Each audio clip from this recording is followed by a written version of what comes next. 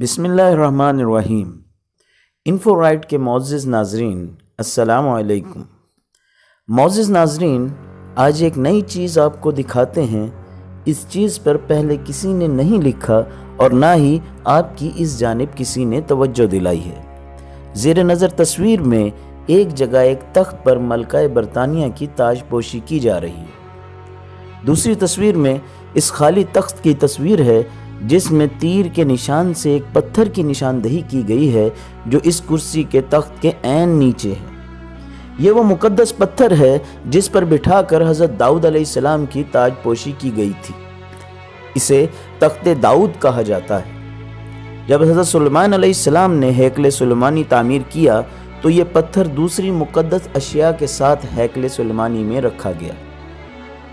جب سن 70 عیسوی میں رومیوں نے فلسطین پر حملہ کیا تو لاکھوں یہودیوں کے قتل عام کے ساتھ ساتھ ہیکل سلیمانی کو بھی تباہ کر دیا گیا۔ ٹائٹس نے یہ پتھر بھی ساتھ لے لیا اور اسے روم میں لا کر رکھ دیا۔ روم کے بعد یہ پتھر آئرلینڈ گیا اور پھر آئرلینڈ سے اسکاٹ لینڈ گیا۔ آئرش اور اسکاٹش بادشاہ اسی مقدس پتھر پر بیٹھ کر تاج پوشی کی رسم ادا کیا کرتے تھے۔ اسکاٹ لینڈ سے یہ پتھر انگلینڈ لایا گیا۔ آج انگلینڈ میں بھی برطانوی بادشاہ اسی تخت داؤد علیہ السلام پر تاج پوشی کی رسم ادا کیا کرتے ہیں۔ یہ پتھر اس وقت ویسٹ منسٹر ایبے برطانوی پارلیمنٹ کے ساتھ ملحقہ چرچ میں موجود ہے۔ ناظرین، اب سوال یہ پیدا ہوتا ہے اس پتھر کی اگلی منزل کہاں ہے؟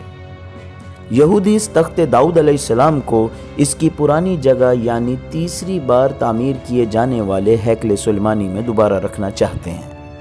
یہودیوں کے عقیدے کے مطابق اسی تخت داؤد علیہ السلام پر ان کا مسیحا آ کر بیٹھے گا اور ساری دنیا پر حکومت کرے گا، وہ مسیحا جسے ہم مسلمان دجال کے نام سے جانتے ہیں۔ اور دوسری طرف عیسائیوں کا یہ عقیدہ ہے کہ اس تخت پر ان کے مسیح حضرت عیسیٰ علیہ السلام آ کر بیٹھیں گے۔ یہ تو آپ کو بھی علم ہوگا کہ اس ہیکل کے تمام حصے یہودیوں نے تیار کر رکھے ہیں اور صرف ان کو نصب کرنا ہی باقی ہے۔ یہ ہیکل عین اسی جگہ تعمیر کیا جائے گا جہاں اس وقت مسجد اقصی موجود ہے۔ اس مقصد کے لیے گنبد صغری اور مسجد اقصی کو شہید کیا جائے گا۔ اور یہ بھی آپ نے سنا ہوگا کہ یہودیوں نے مسجد اقصی کی بنیادوں کو انتہائی خفیہ طریقے سے جدید مشینوں کی مدد سے کمزور کر دیا ہے۔ کیا یہ آسان ہوگا؟ ہرگز نہیں۔ جب مسجد اقصی جو کہ مسلمانوں کا قبلہ اول ہے گرائی جائے گی تو مسلمان کمزور اور بکھرے ہوئے ہونے کے باوجود اٹھ کھڑے ہوں گے، چاہے کوئی سنی ہو، وہابی ہو یا دیوبندی ہو، اپنے قبلہ اول کی شہادت کو کسی صورت برداشت نہیں کریں گے۔ اس معاملے میں آج بھی مسلمان متحد ہیں۔ اس کے نتیجے میں آخری عالمی جنگ کا آغاز ہوگا، جس کے بارے میں نبی کریم صلی اللہ علیہ وآلہ وسلم کی پیشن گوئیاں موجود ہیں۔ وہ اتنی خوفناک جنگ ہوگی کہ حدیث پاک میں موجود ہے کہ اس جنگ میں اتنی خون ریزی ہوگی کہ زمین لاشوں سے اٹ جائے گی۔ ایک پرندہ زمین پر خالی جگہ کی تلاش میں اڑے گا لیکن اسے زمین پر کوئی جگہ ایسی نہیں ملے گی جہاں انسانی لاشیں نہ ہوں، حتیٰ کہ وہ تھک ہار کر انہی لاشوں کے ڈھیر پر گر جائے گا۔ یہ جنگ ہو کر رہے گی۔ اس جنگ کا ذکر تمام مذاہب کی کتابوں میں موجود ہے، حتیٰ کہ ہندوؤں کی کتابوں میں مہابدھ کے نام سے موجود ہے۔ یہودی اور عیسائی اس جنگ کے لیے مکمل تیار ہیں۔ ان کی ایک نیٹو فوج پوری تیاری کی حالت میں ہے، جبکہ ابھی تک مسلمان اپنے مسائل میں الجھے ہوئے ہیں یا پھر انہیں عیاشیوں، بدماشیوں، فرقہ پرستیوں میں الجھا دیا گیا ہے۔ آج پاکستانی قوم کو ہی دیکھ لیجئے۔ نوجوان نسل بھارتی میڈیا کا شکار ہو چکی ہے اور فحاشی پسند ہونے کی وجہ سے دماغی طرف سے بالکل مفلوج ہو چکے ہیں اور صرف جن سے مخالف کی سوچ میں محدود ہو کر رہ گئے ہیں۔ ایک جستجو ہے کہ اپنی عزت بچائی کیسے جائے اور دوسرے کی عزت تار تار کیسے کی جائے۔ لہٰذا نوجوان نسل کے اندر یہ جذبہ اجاگر کرنے کی انتہائی ضرورت ہے کہ آج کا کفر ہمیں ان لغویات میں مبتلا کر کے پس پردہ ہماری جڑوں کو کھوکھلا کر رہا ہے۔